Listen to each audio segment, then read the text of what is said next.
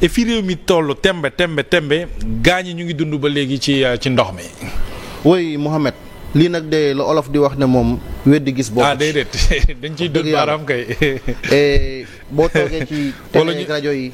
naan inondation amul. dindi nañ lii. wala ndox yi daaw laa.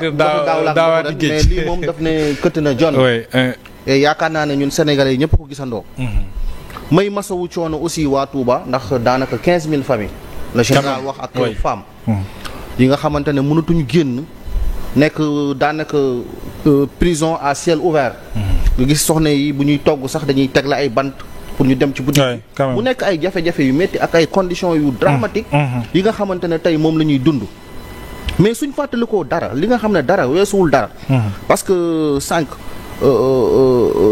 monsieur Thiam mu ngi koy préciser c'est vrai mais bu nu fàtte tamit ne dafa am homme politique bu tudd premier ministre Ousmane Sonko septembre 2020 dafa toog jàkkaarloog sénégalais yi ne leen man jomb naa ngeen di dund inondation yu métti yi may fanaani sama kër li dal sénégalais yi fii ñu koy dund mu métti kenn tegu leen ko lu dul nguur gi fi ne dëgg la te bés bu ma toogee dinaa saafara seeni mbir mu wax ci benn ne dina ñëw auditer les 750 milliards yi nga xam ne moom lañu investir ci inondation yi ak les 287 milliards yu ñu jox ONAS à travers l'assainissement ñun ñëpp xam nañ ne assainissement bi da ciy jouer un grand rôle tey ki nga xamante ne tey ci moom la bokk tey jii nii te nekkoon directeur ONAS muy Lassana Gagny Sakho tey ci moom la bokk te yaakaar naa ne ba léegi waxuñu waxu audit tey moom la jël casé ko def ko président conseil d'administration bu APIX.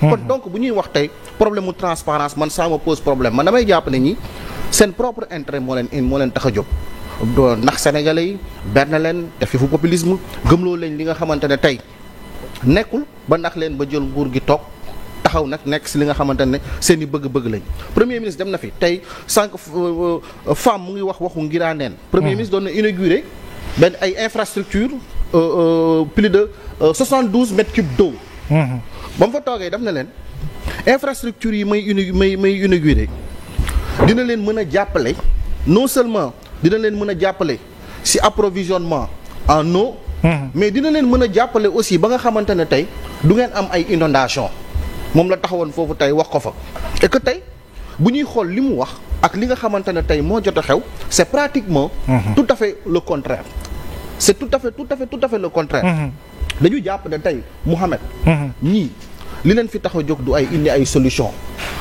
képp kuy sénégalais fi sa xel waroon teyee rek mooy ba nga ñëwee taxaw rek ne nawet bi du sama nawet mel ni affaire bi da nga koy paasante mais mieux le premier ministre il a dit plus que ça waxul sax caisse noire yem si monsieur Thiam dafa ne da ngay dem jël bu Moustapha Niasse ak bu Ousmane Tanor Dieng ak bu président Macky Sall ñu faj inondation yi loolu la wax nañu jël caisse noire mu faj ko yëpp alors que moom premier ministre moom mu ngi ak 9 milliards gulet yoo xam ne moo ko moomal boppam ñu ngi koy ñaan mu indi ko ñu def ko si inondation yi waa Kër Massar soxla nañ ko waa Girandère soxla nañ ko waa Touba soxla nañ ko waa Kaolack soxla nañ ko ñeneen ak ñeneen soxla nañ ko moom tamit mu jël ko boole si ak bu président de la République munoo toog tey sénégalais yi dund situation yi nii nga dem ba Dubaï toog fa ñun ñëpp xam nañ les réalités il n'a même pas été reçu par la famille de Cheikh Seyd ñun ñëpp xam nañ ne Dubaï du ñu investir ci ay xaalis ci ay dëkk li ñuy investir c'est à travers des activités portières absolument fii ci ay port de Ndayane loolu la ñu du ñu décaissé xaalis jox la ko duñu jël seen xaalis jox la ko loolu la ñu gëmloo waatee woon ci tuuti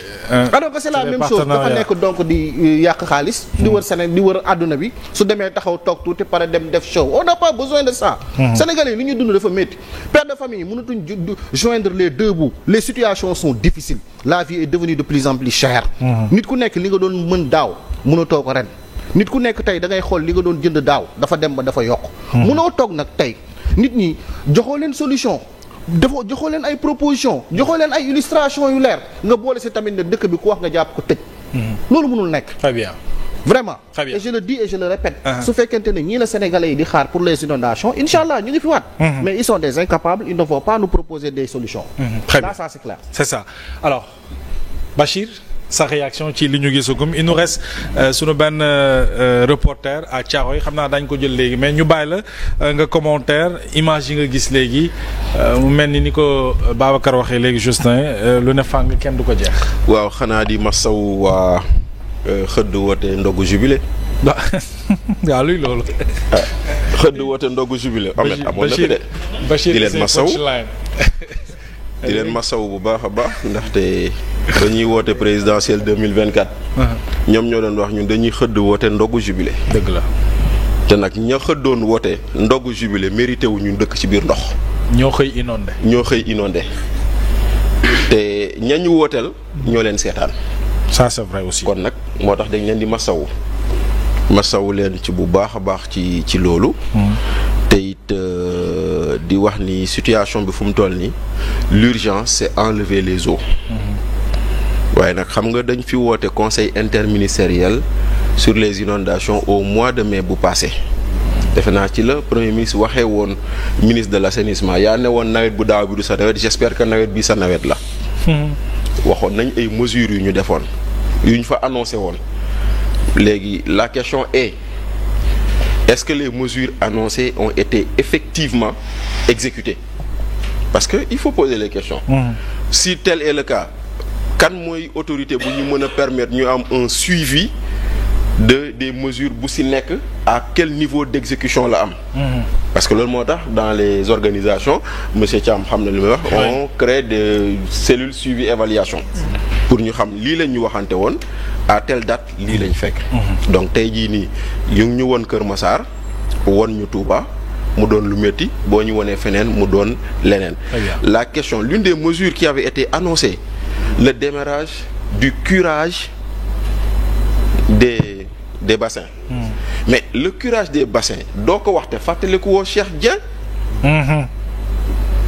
lan la Cheikh Dieng waxoon ci curage des bassins bi mu ne dafa am mafia bu organisé wu autour des inondations fu ñu waroon curer 1 mètre ñu curer fa 50 centimètres ndox yi débordé man dama ñëwoon pour dindi mafia boobu noonu ñu dàq ma. mu ne leen pare naa pour ngeen woo ma dem waxal leen nan la fa demee tax na ñu woo ko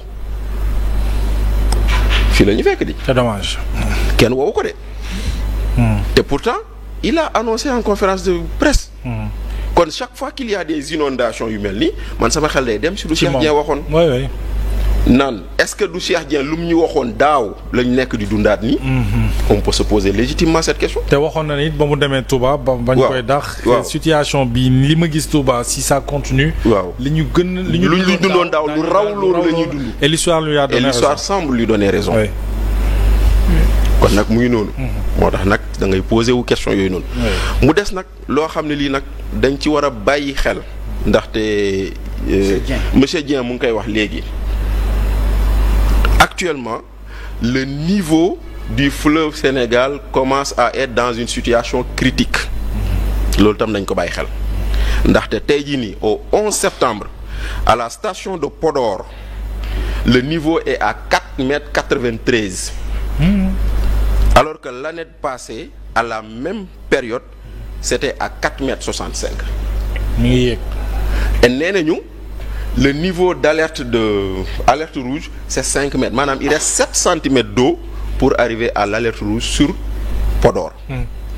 ñu ne la sur Bakel ak Kidira nous sommes à 6 mètres là-bas et à 8 mètres kon les inondations ou débordements de fleuve bu ñu fi amoon wala crues xaw ma nu ñu ko mënti tuddee ça risque de nous rattraper encore. bu fekkente ne la situation de Touba ou de Thiaroye ou de Kër Massar c'est une situation peut-être que qu'on n'a pas pu venir fii nii OMVS mu ngi alerter. parce que chaque jour defe naa OMVS te sort un bulletin sur le niveau du fleuve Sénégal. kon ñooñu tamit bu fekkente ne am na ay matuwaay yu ñu fay xaar nañ ko waajal jël ko teg ko ndaxte loolu tamit bu ñu toog fii ba ñu naan inondation yi egsi na Bakel ñu naan président dem na Omar Faye naan day dem